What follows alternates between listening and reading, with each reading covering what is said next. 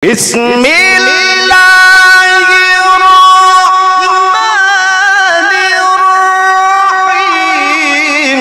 Inna a'tainakal kautsar fasalli li rabbika wanhar inna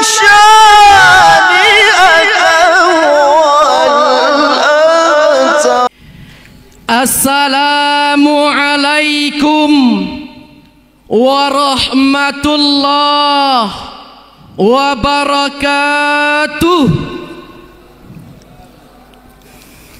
Alhamdulillahilladzi amarna bitarbiyatil aulad. Ashhadu an la ilaha illallah wahdahu la syarikalah al-ahadus samad wa ashhadu anna muhammadan abduhu wa rasuluh da'ana bihubbil bilad. Amma ba'd. Majelis hakim yang arif dan bijaksana, hadirin dan hadirat yang berbahagia, bujang nan tampan si anak kembar, nampak seiras dari rupanya. Hadirin semua, apa kabar? Apakah sehat semuanya?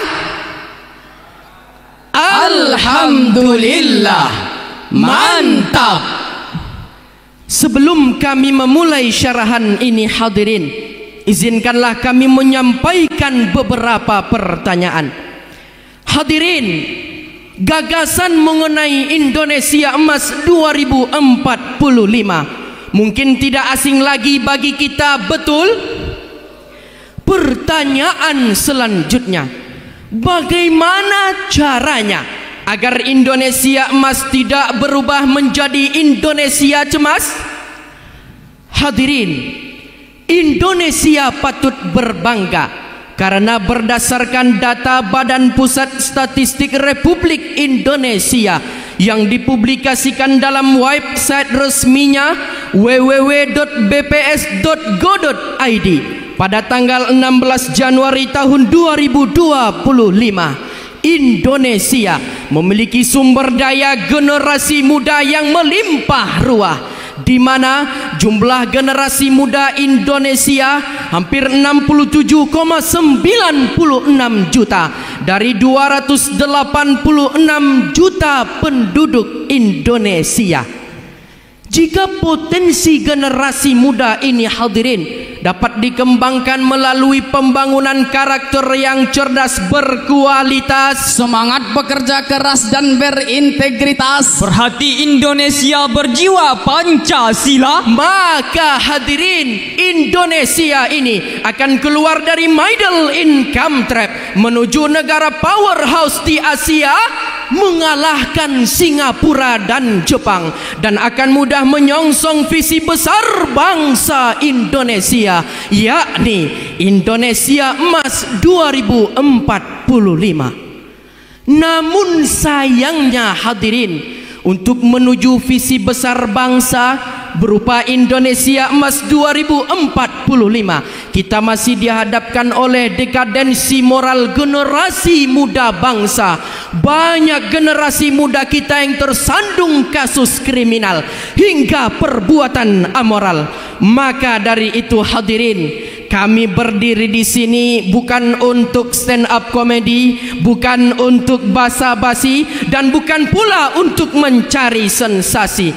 Tapi hadirin, kami berdiri di sini untuk memberikan solusi yang mumpuni yang telah kami rangkum dalam sebuah syarahan dengan judul Membangun Generasi Berkualitas Menuju Indonesia Emas, dengan landasan syarahan surah Luqman ayat 12 sampai 13 berikut ini. A'udzu billahi minasy syaithanir rajim.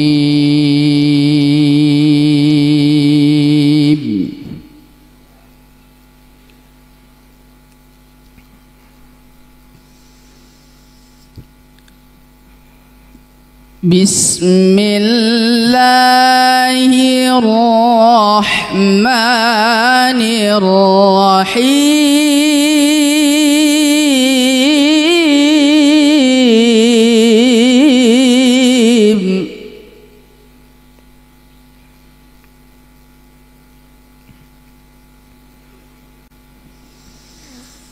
Walaqad atayna Luqmanal hikmata an ishkur lillah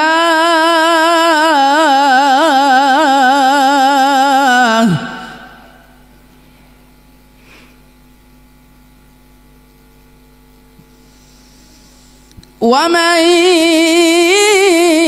yashkur fa innama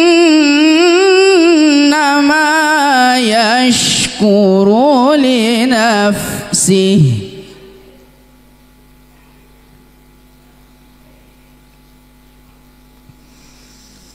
wa man kafara fa inna Allaha ghaniyyun hamid.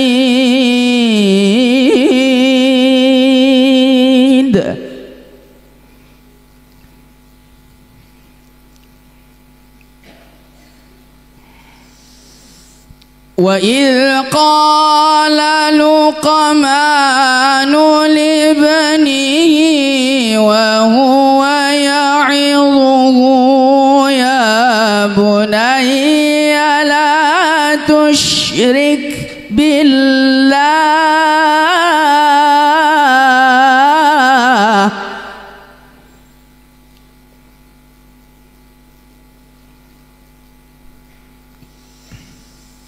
inna syirka la zulmun azim.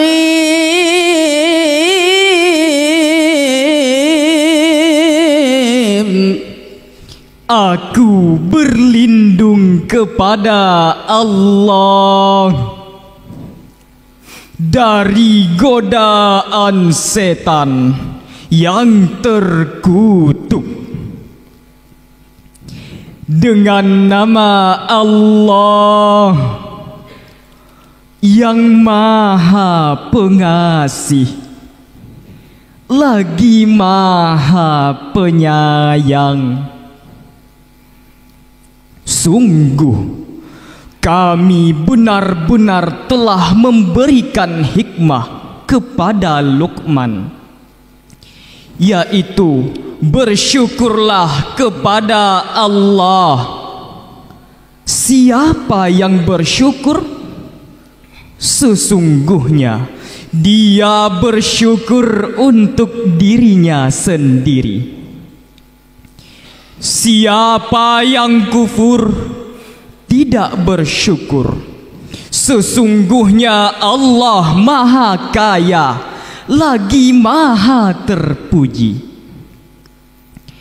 Ingatlah ketika Luqman berkata kepada anaknya saat dia menasehatinya, "Wahai anakku, janganlah mempersekutukan Allah. Sesungguhnya mempersekutukan Allah itu benar-benar kezaliman yang besar." Majelis hakim yang kami muliakan, hadirin dan hadirat yang kami banggakan, Profesor Dr. Wahbah Az-Zuhaili dalam tafsir Al-Wasit jilid 3 halaman 102 menjelaskan pesan Luqmanul Hakim terhadap anaknya tersebut merupakan cerminan tanggung jawab orang tua terhadap anak dalam komponen keluarga dengan menanamkan akidah untuk menyelamatkannya dari pernak-pernik kemusyrikan. Syekh Abu Fida Ismail Ibnu Katsir dalam tafsir Al-Quranul Azim juz 6 halaman 336 dengan mengutip pendapat As-Suhaili mengatakan bahwa Luqman menasihati anaknya dengan menanamkan karakter yang paling fundamental dalam agama, yakni keimanan.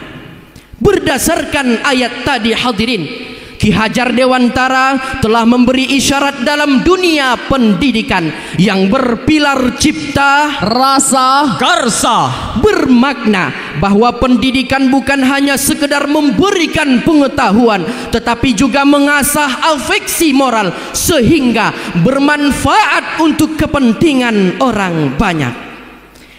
Hadirin, gagasan mengenai Indonesia Emas 2045 mungkin tidak asing lagi bagi kita, betul? Indonesia Emas merupakan visi jangka panjang yang dicanangkan untuk menciptakan Indonesia yang maju dan sejahtera di usia 100 tahun kemerdekaan, yakni tahun 2045 mendatang. Visi Indonesia Emas merupakan harapan besar kita bersama agar di usia 100 tahun kemerdekaan Indonesia ini menjadi negara yang berdaulat, adil dan makmur, dan memiliki daya saing yang tinggi di kancah internasional.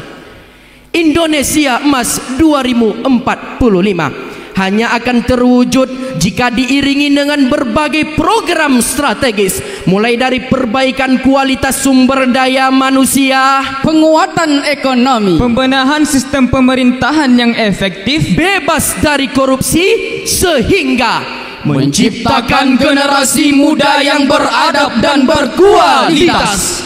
Lantas pertanyaannya, bagaimana Al-Quran memberikan solusi dalam membentuk generasi muda yang beradab dan berkualitas menyongsong Indonesia Emas? Sebagai jawabannya adalah Al-Quran surah Al-Furqan ayat 74 sampai 75 berikut ini. Walladzina yaquluna rabbana hab lana min azwajina wa dhurriyyatina qurrata a'yun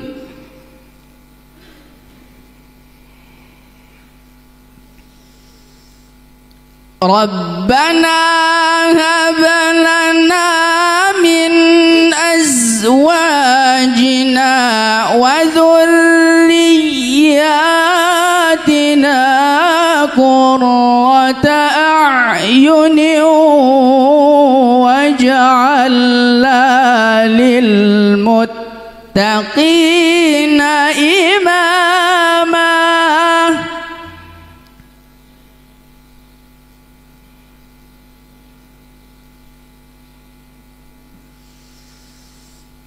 Ulaika yujzauna al-ghurfata bima sabaru wa yulaqawna fiha tahiyatan wa salama.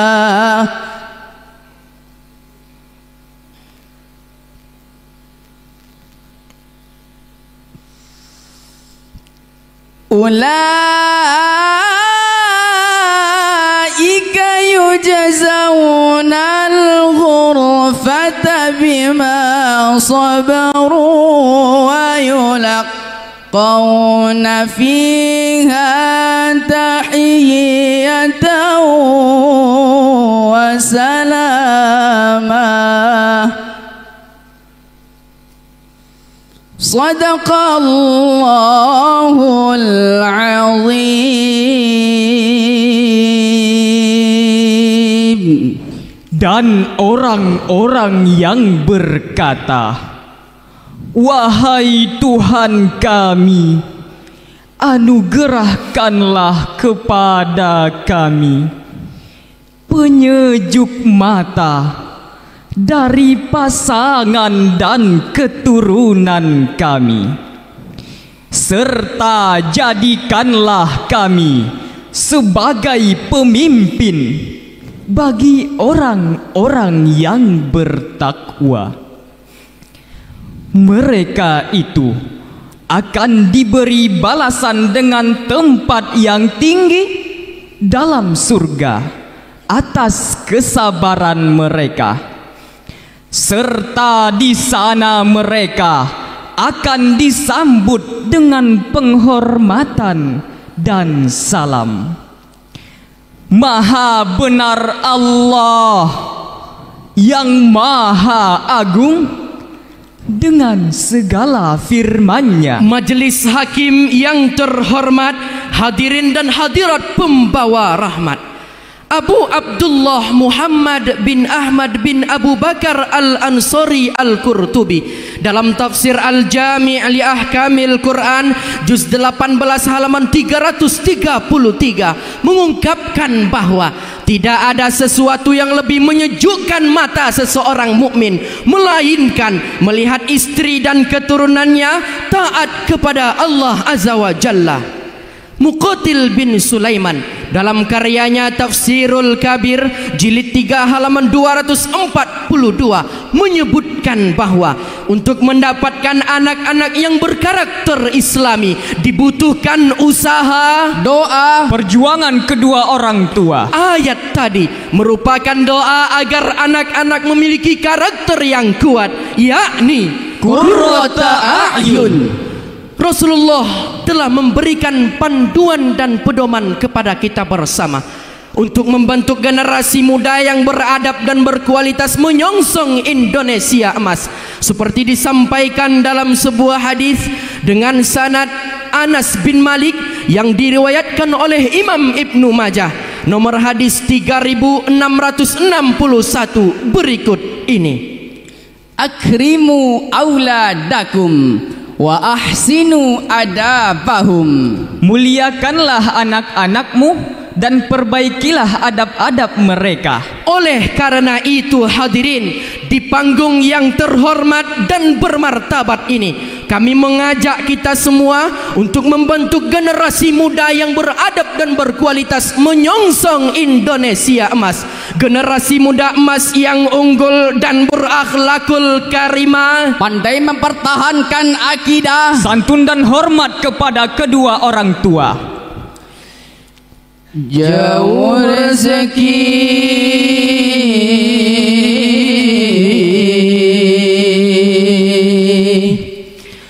Jangan fikirkan,